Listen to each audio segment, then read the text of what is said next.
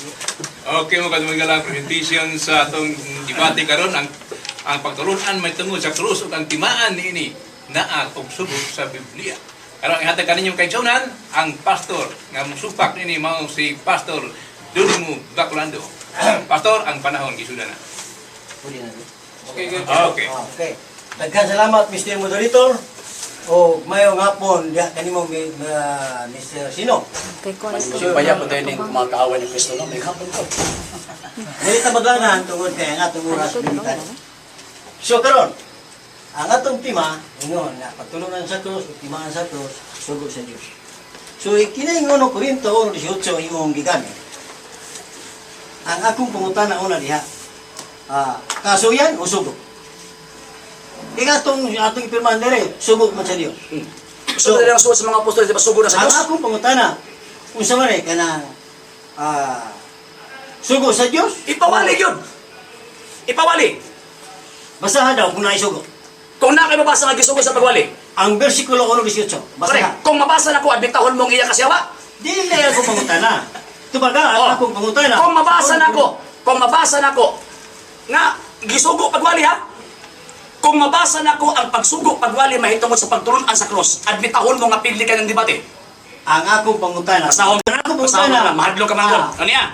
Sa 18. moderator kanita wa ko man. Isa moderator. Ha? Ako ko Sa pagtubag moderator ka sa kanita. moderator. Klaro na to. Usa sa atong balaod, dili magsapaw. So kinahanglan humanon ko na una niya, pahumana ang ako ang tubag, una ka mo Wa sapaw. ko Niya ang tubag ko. Giako Yeah. lang gi klaro una siya musulti Mr. Moderator. Okay, karon tani, kinahanglan di magsapaw. Okay.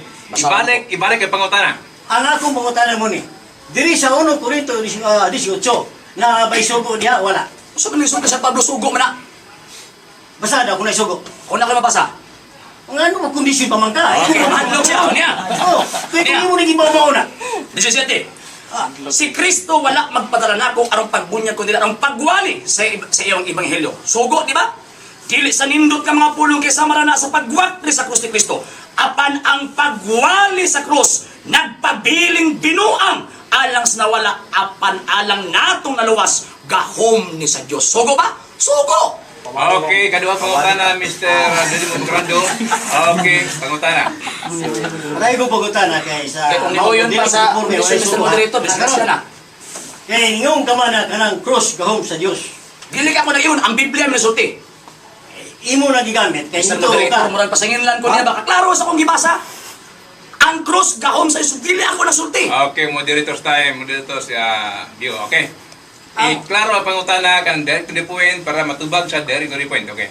Mao gani nga ako pangutana direkta siya kay gigamit man niya sa kay bituo siya sulti. So karon kana ngayong kaman nga ang cross gahom sa Diyos. Pangutana. Pila ba na ang gahom sa Diyos? Kay diri sa 1 Korinto 24, si Kristo mo man ang gahom. Okay. Sumala sa Santa Skriptura, kung mabasa nato sa Biblia nga si Kristo gahom sa Dios o mabasa pa nato sa Biblia ang cross gahom sa Dios, pareho silang gahom sa Dios. Okay, katulong pangutana. Buti mo pasabot nga duha ang gahom sa Diyos. Gagahan, di na kay duha. Palop. Ano karon? Kana ang gahom sa cross.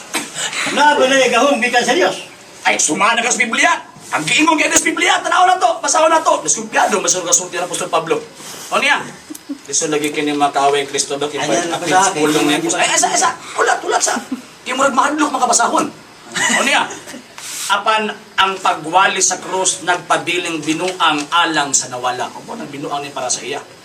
Alang natong naluwas, gahom ni sa Dios. Wag yung kingon din ang gahom ni siyawa. Ang kingon, gahom ni sa Dios. Palop. Ayaw pangutana. Ay, salamat. Unsaon karon pagkabatul og gahom niya ng cross. Nga ang Dios dili man mopuyo sa buhat sa kamot sa tao. Uy, niya ito bago. Kanang giingon nga dili siya mupuyo sa mga kamot o binuhat og tao. Kadto ng mga tao nga nagbuot-buot nga walay sugo sa Dios nga ipaghimo mo nini. Para sa inyo, wa may sugo ang Dios nga maghimo mo anak niya naghimo mo. Wala nang buot-buot mo di siya mupuyo sa inyo. So alang sa simbahan nga gitukod ni Kristo, kay gisugo man sa Dios kining maong simbahan na o ang sugo sa Dios nasulat sa Biblia kinahanglang os ni Kristo. Kaya kung di mo na iwali, disgrasya ka, impierno gilabas. Palop.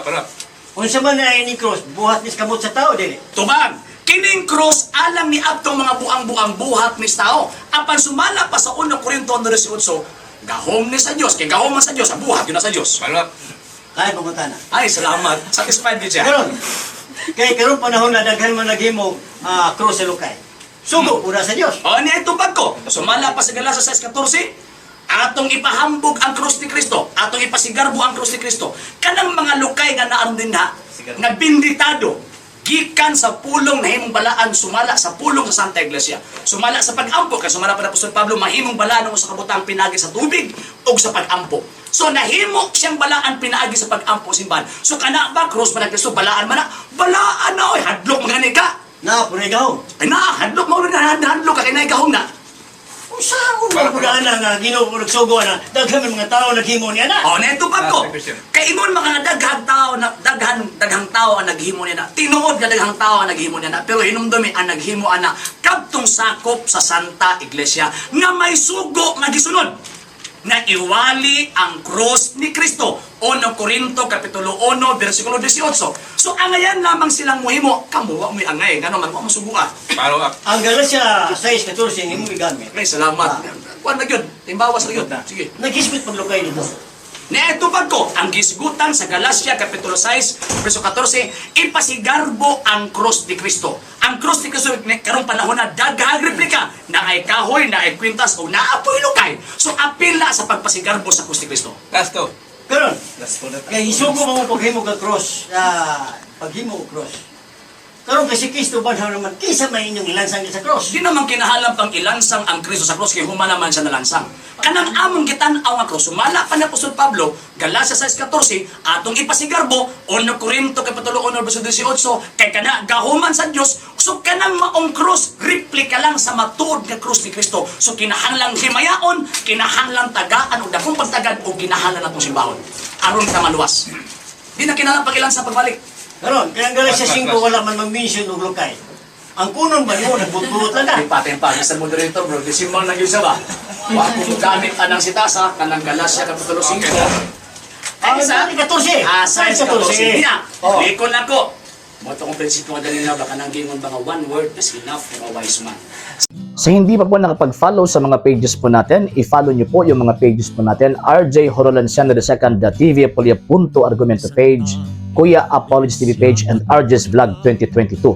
And pwede rin po kayo mag-send po dyan ng Facebook stars. And also, sa atin po mga channels, sa hindi po nakapag-subscribe, i-subscribe po ninyo yung mga channels natin, The Lay Catholic, Apologies International Official, RJ Sano II TV, Kuya Apologies TV, and Barrio Kawayan Religious Forum.